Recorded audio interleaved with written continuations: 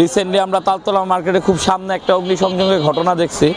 তো সেইটাতে দেখা যায় আগুনটা প্রথমে খুব ছোট পর্যায়ে ছিল। তো সেইখান থেকে ফায়ার সার্ভিসকে জানানোর পর আমাদের বাংলাদেশে ব্যস্ত সড়কগুলি পার হয়ে গাড়ি আসতে আসতে আগুনটা অনেক বড় হয়ে যায়। তখন কিন্তু ফায়ার সার্ভিসের লোকদেরও অনেক রিস্ক নিতে এবং অনেক বেগ পাইতে হয়েছিল আপনার আগুনটা নিভানোর জন্য। এই জন্য আগুন যাতে না লাগে এই বিষয়ে যদি আমরা সচেতন হইতে পারি তাহলে মনে হয় অগ্নিকাণ্ডের ক্ষয়ক্ষতি এড়ানো সম্ভব হবে। সেই জন্য ফায়ার সার্ভিসের আজকে একটা নতুন উদ্যোগ আমরা দেখতে পারতেছি।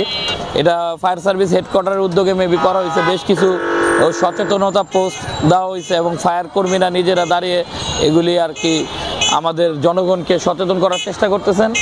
এই জন্য ফায়ার সার্ভিসকে ধন্যবাদ। আমরা রিসেন্টলি দেখলাম ফায়ার সার্ভিসের একটা সরাসরি হটলাইনও 102 আমরা পাইছি। আগে 999-এ ফোন করলে ফায়ার সার্ভিসকে কানেক্ট করতে দেরি হতো, এখন মনে হয় আমরা ইনশাল্লাহ 102-তে দিলে সরাসরি ফায়ারের সহযোগিতা পেতে পারবো।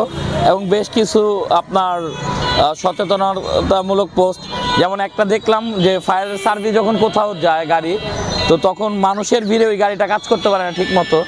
আমরা রিসেন্টলি এই অগ্নিকাণ্ডে দেখছি অনেকে ফায়ারের সার্ভিসের যে পানি দিচ্ছে ওই পাইপের উপর 8-10 জন দাঁড়ায় আছে, পানির স্পিড ঠিকমতো পাওয়া যাচ্ছিল না। আমরা জনগণকে এইটা বলবো, একজন সাধারণ জনগণ হিসেবে, যে যদি কোথাও কোনো ফায়ার সার্ভিসের গাড়ি কাজ করে তাদের গাড়ি থেকে দূরত্ব বজায় রাখতে, আগুনের যে স্পট এটা থেকে দূরত্ব বজায় রাখতে, তাদেরকে স্বাধীনভাবে কাজ করতে দিতে।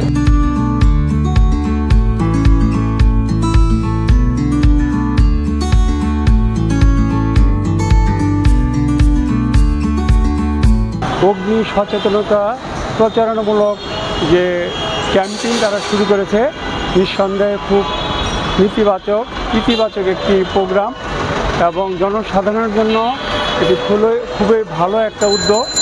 জনসচেতন এর থেকে উপকৃত হবে যে আমরা যে অসাবধানবশত যে সমস্ত অগ্নিকাণ্ড সংঘটিত হয়, বিশেষ করে বাসা বাড়িতে।